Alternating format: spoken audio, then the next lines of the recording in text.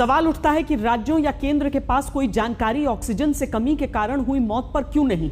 दावा है कि इसके पीछे वजह वो प्रारूप है जिसके आधार पर राज्यों को बताना होता था कि मौत का कारण क्या है। दिल्ली के स्वास्थ्य मंत्री के अनुसार केंद्र ने कभी पूछा नहीं कि ऑक्सीजन की किल्लत कितने नागरिकों की मृत्यु का कारण बनी। जो प्रारूप मृत्यु का कारण बताया गया उसमें कहीं भी ऑक्सीजन की कमी का कोई जिक्र नहीं था। यानी जिक्र नहीं तो फिक्र नहीं। राज्यों ने अपना, केंद्र ने अपना, सबने अपना अपना पल्ला झाड़ लिया। एक सवाल सर, एक सवाल ले लीजिए सर। मौतों के आंकड़े को लेकर के जो सरकार कह रही है उस पर आपका क्या कहना है, इतना बता दीजिए जी। सरकार जो कह रही है, कोई सूचना नहीं हमारे पास। नहीं, इसको लेकर के जो कहा गया है कि जो मौतें ऑक्सीजन की कमी, वो केंद्र सरकार में कैबिनेट में कहा गया, हमारे पास नहीं है कोई सूचना। उत्तर प्रदेश के स्वास्थ्य मंत्री के पास कुछ नहीं है। कुछ नहीं मतलब इतना सामान्य ज्ञान भी नहीं। क्या आज तक के सवाल से बचने की जल्दबाजी में वो संसद में दिए गए जवाब को कैबिनेट में कहा गया जवाब कह देते हैं और खुद बोलते हैं कि ऑक्सीजन की कमी से यूपी में कितनी मौत हुई इनके पास कुछ नहीं है। कोई सूचना नहीं हमारे पास। नहीं, इसको लेकर के जो कहा गया है कि जो मौतें ऑक्सीजन की कमी, वो केंद्र सरकार में कैबिनेट में कहा गया, हमारे पास नहीं है कोई सूचना।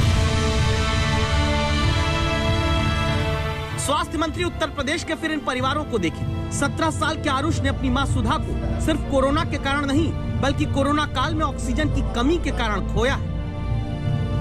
ऑक्सीजन की कमी जो है वो हमारे लिए एक कारण बन गई अपनी पत्नी को खोने का। पता तो देश की राजधानी दिल्ली में ऑक्सीजन हाहाकार पर सिर्फ सियासत करने वाली केजरीवाल सरकार को भी नहीं है कि कितने लोग वाकई ऑक्सीजन की कमी से राजधानी में मरे। कई लोगों की हुई, कई लोगों की डेथ हुई। वो तो पूछी जाती है जानकारी, कोई नहीं पूछी जाती। सर, ऐसी कोई जानकारी केंद्र की तरफ से आप लोगों से मांगी गई थी कि आप राज्य वाइज डेटा दे दीजिए? कि हमसे नहीं मांगी गई थी, परंतु हमने अपनी तरफ से कोशिश की थी।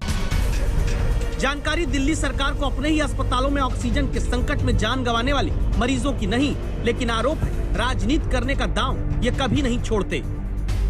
हमने कमेटी बनाई थी ना, उस कमेटी का मकसद ही एक ही था कि ऑक्सीजन की कमी की वजह से, स्पेसिफिक बता रहा हूँ, ऑक्सीजन की कमी से अगर एक भी डेथ हुई है तो उसका पूरा डाटा लिया जाए और उनको 5 लाख तक का मुआवजा दिया जाए, जिसको केंद्र सरकार ने एलजी साहब के माध्यम से भंग करा दिया। और मुझे लगता है वो यही कारण था कि बाद में ये कह सकें कि कोई डेथ नहीं। अगर ऑक्सीजन का प्रॉब्लम नहीं है तो साइड में जितने भी बेड थे जिसका पाइपलाइन से ऑक्सीजन आ रहा था वो सब लोग बोला तो मच्छी जैसे ये फड़फड़ रहे थे। स्पेसिफिकली ऑक्सीजन के लिए कौन सी भी डेथ गोवा में नहीं हुई है। हुई है तो सिर्फ सियासत आम आदमी के जिंदा रहने, आम आदमी के मर जाने पर। जैसे राहुल गांधी ट्वीट करते हैं, सिर्फ ऑक्सीजन की ही कमी नहीं थी, संवेदनशीलता और सत्य की भारी कमी थी, तब भी थी, आज भी है। प्रियंका गांधी ट्वीट करती हैं, मौतें इसलिए हुई क्योंकि सरकार ने ऑक्सीजन ट्रांसपोर्ट करने वाले टैंकर्स की व्यवस्था नहीं की। लेकिन कांग्रेस के ये 2 बड़े नेता छत्तीसगढ़, महाराष्ट्र, राजस्थान में अपनी ही सरकारों से सच नहीं पूछ पाते, जो कहती हैं कि नो वन किल्ड आम आदमी। ये सही है कि ऑक्सीजन से रिपोर्टेड कमी के चलते रिपोर्टेड डेथ्स नहीं है, हम सरप्लस स्टेट रहे। आप ये मानते हैं कि आपके यहाँ पर यानी कि राजस्थान में राज्य में ऑक्सीजन की कमी थी लेकिन किसी तरह का डेथ का मामला नहीं आया था ऑक्सीजन की किल्लत की वजह से? ये तो हम लोगों के मैनेजमेंट का कमाल है। ऑक्सीजन की किल्लत के वजह से महाराष्ट्र में किसी भी रुग्ण की मृत्यु नहीं हुई है।